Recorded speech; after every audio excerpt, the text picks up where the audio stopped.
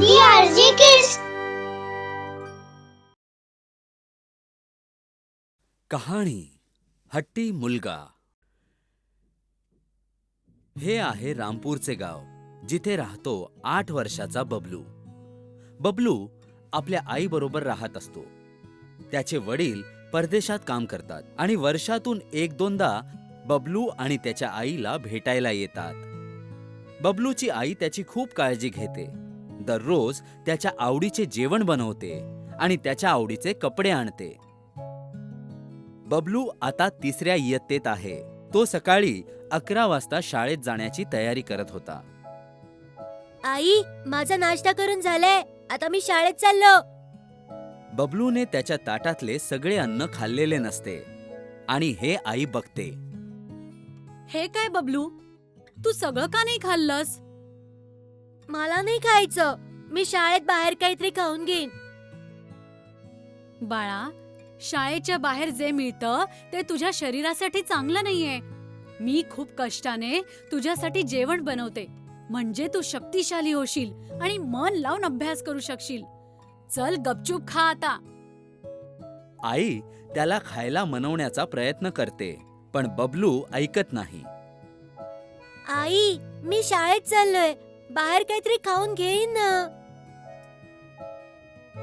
असं बोलून बबलू ताटात जेवण सोडून स्वतःची बॅग उचलतो आणि घरातून निघून जातो.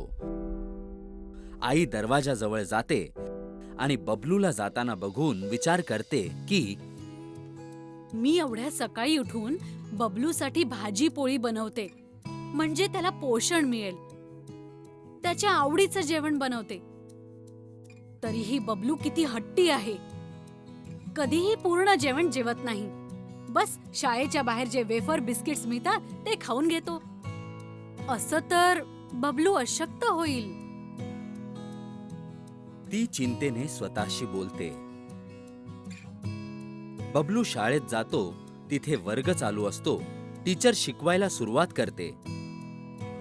सगळे आपापल्या वह्या काढून नोट्स लिहितात. क्लास संपल्यावर बबलू आणि क्लासमधली सगळी मुलं क्लासमधून बाहेर जातात.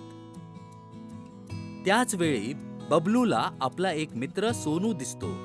तो सोनूला हाक मारतो. सोनू, थांब.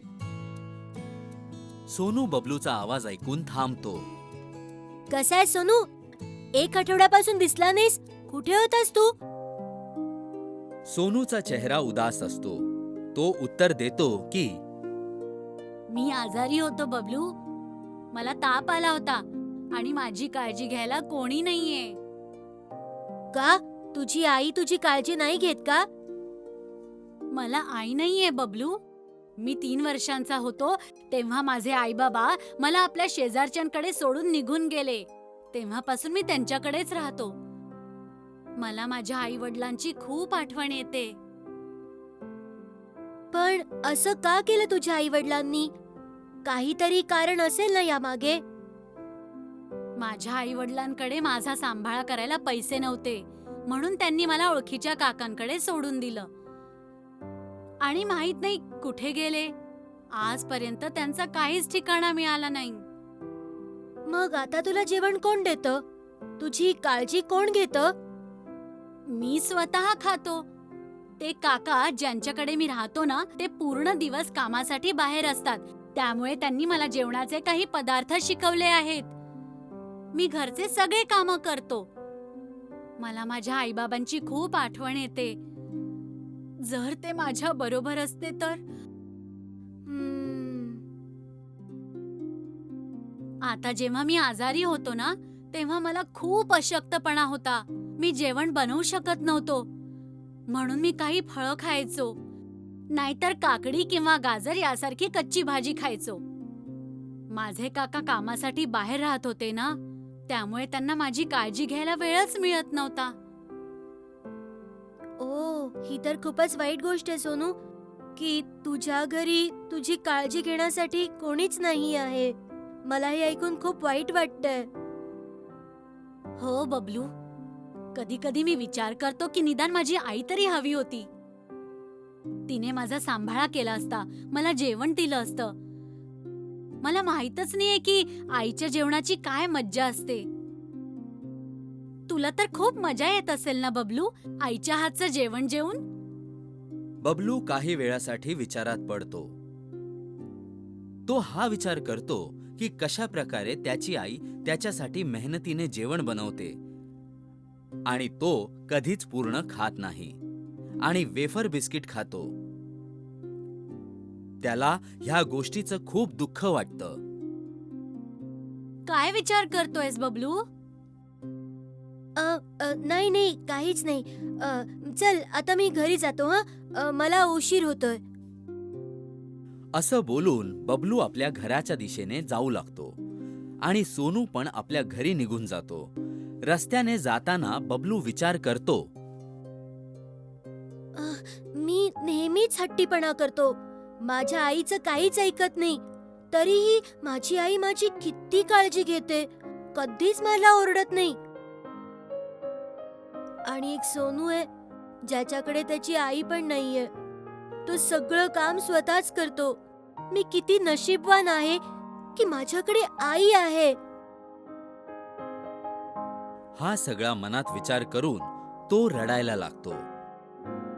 त्याला हे समजून चुकतं की तो किती मोठी चूक करतो आहे. थोडा वेळ रडून झाल्यावर तो स्वतःशी बोलतो, आजपासून मी माझ्या आईची प्रत्येक गोष्ट ऐकेन आणि तिनेच बनवलेलं जेवण जेवेन. बाहेरचे पदार्थ नाही खाणार आणि आपल्या आईशी चांगल्या पद्धतीने बोलेन. ती जे सांगेल ते सगळं करेन, कारण ती कधीच माझ्या वाईटाचा विचार नाही करणार. उलट ती माझं चांगलंच करेल. आणि मग तो आपल्या घरी पोहोचतो तेव्हा बघतो की त्याच्या आईने जेवण बनवून ठेवलं आहे आणि बबलूला ती खूप प्रेमाने बघत आहे. आलास माझ्या राजा? हातपाय धुवून ये, एकत्र बसून जेवूया. आज मी तुझ्या आवडीचं जेवण बनवलं आहे. ठीक आहे आई, मी आत्ता येतो. बबलू हात पाय धुवून जेवायला येतो. आपल्या आईजवळ येऊन बसतो आणि तिच्याकडे बघून हसतो.